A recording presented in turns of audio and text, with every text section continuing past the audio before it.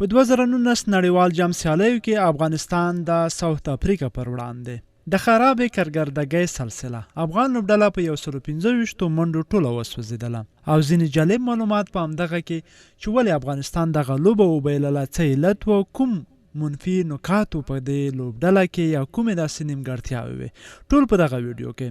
خو مخکې له دې چې دغه ویډیو در پیل کړو، که هر چا ایران ټي وي یوټیوب چینل نه وي سبسکرایب کړی، په مهربانۍ سره یې سبسکرایب کړئ.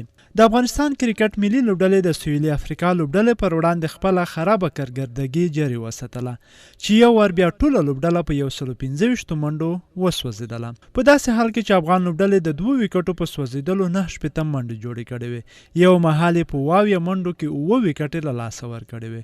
خو په وروستیو کې د رشید خان په زړه پورې توپ وهنې افغانستان ته پوزه ور جوړه کړه چې سویلي افریقا ته 126 منډې هدف وټاکه.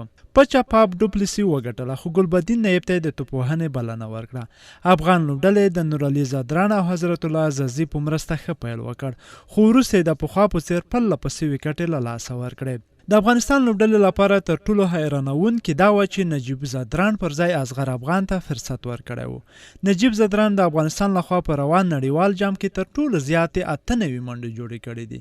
د افغانستان لخوا میډل آرډر یا منځني توپ وهونکي چې د یوې لوبډلې لپاره تر ټولو مهم دي، یو ور بیا په بشپړ ډول ناکام شول.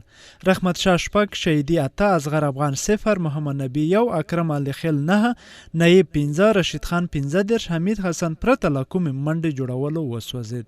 په اوپنر توپ وهونکو کې نورعلي زادران 22 او حضرت الله عزازي 22 منډې جوړې کړې. په ځواب کې د سویلي افریقا لخوا عمران طاهر 4 او کریس مورس 3 لوبغاړي وسوځول.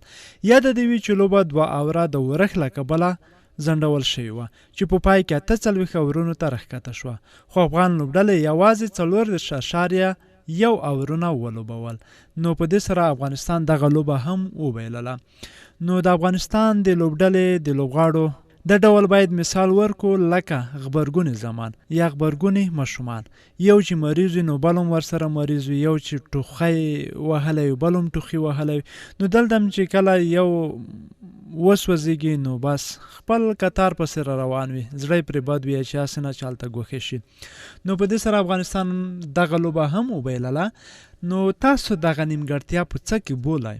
آیا زمونږ بیټینګ خراب دی؟ زمونږ د لوبغاړي خراب شوي دي؟ څه خبره ده؟ ځکه چې دغه دومره کمزوري لوبډله به یاد کړو، ځکه چې دوی هم ټولې لوبې بایللې دي او افغانستان هم بایللې دي. باید دومره کمزوری هدف نه وای، کم از کم 300 منډې هدف باید ټکل شوی وای. خو بیا هم ستاسو په اند ولې داسې وشول د افغان لوبډلې سره؟